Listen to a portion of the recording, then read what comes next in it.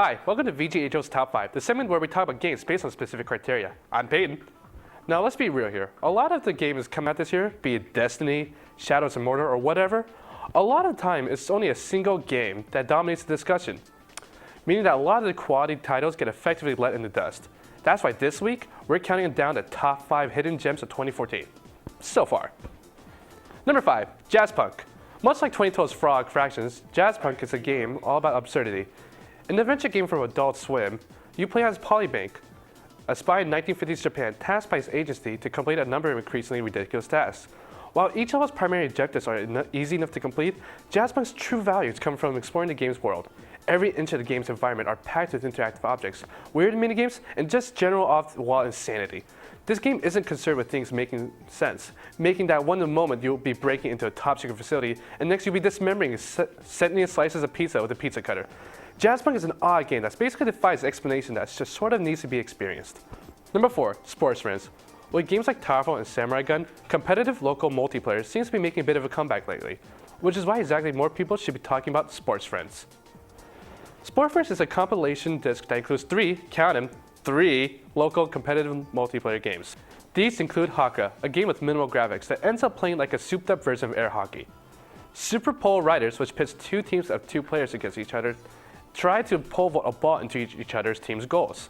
And Barabiri Ball, a game that sees players trying to sink a ball to the bottom of their opponent's body of water, while simultaneously fighting off other players. Also included in the package is Joust, a real-life party game played with either the PS Move or DualShock 3, and players try to trigger their opponent's controller's motion sensor, while also at the same time try to keep theirs as still as possible. With 4 games in one, Sports Friends presents an awesome value for anyone seeking a great local multiplayer or party games. Number 3, Wasteland 2. Still waiting on Fallout 4? Never fear, Wasteland is here to satiate your hunger for a good post-apocalyptic RPG. Created by the same team who created the original Fallout back in 1997, Wasteland 2 plays a little bit like a healthy fusion of Fallout 1 and 2 and 2012's XCOM Enemy Unknown.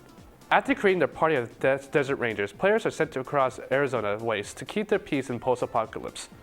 Sporting the same witty dialogue and open-endedness as the Fallout series is known for, Wasteland 2 ends up being an incredible, satisfying experience with seamlessly limitless possibilities.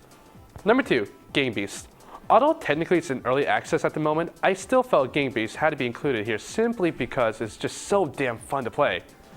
This physics-based fighting game pits 4 players in a fight to the death in a set of diverse, ridiculous environments, which can range from a pair of moving trucks to a Ferris wheel and even a trash incinerator. The game's odd set of controls, mapping each arm to 1 bumpers on the 360 controller, allows 2 primary actions, punching and grabbing. But it's through these actions that, when used in combination with the environment and physics engine, allow players to punch, throw, climb, swing, and hang on for their dear life, even elbow dropping their victory. Game Beast is a blast to play with a group of friends, and developers are consistently adding new content to improve the game. It may be a hidden gem now, but I'll bet that once this game sees its official release, Game Beast will end up making quite the splash. Number 1, Divinity: Original Sin. Just as Wasteland 2 took the formula of the original Fallout and combined it with the turn-based tactic combat of XCOM, Divinity: Original Sin gives the fantasy RPGs of the 90s the same treatment. And where Wasteland more or less took the XCOM's combat whole cloth, Divinity actually improves on it. When encountering enemies in Divinity: Original Sin, the environment becomes a huge element in how players tackle combat. In addition to damaging enemies, many of the game's abilities also alter the environment around them. These environment shifts, such as electrifying water, igniting flammable oil, or even creating massive clouds of smoke, among others, alter the properties and abilities of both the enemies and the players alike. These environmental effects elevate the game's strategy to a higher level than that of XCOM and Wasteland, requiring players to quickly formulate new tactics on the fly based on any given alteration to the space around them. In addition, the game also looks pretty damn good, and it has a fun little story, putting players in the middle of a small portside town to solve a mysterious murder. And that's it for this week's Top 5.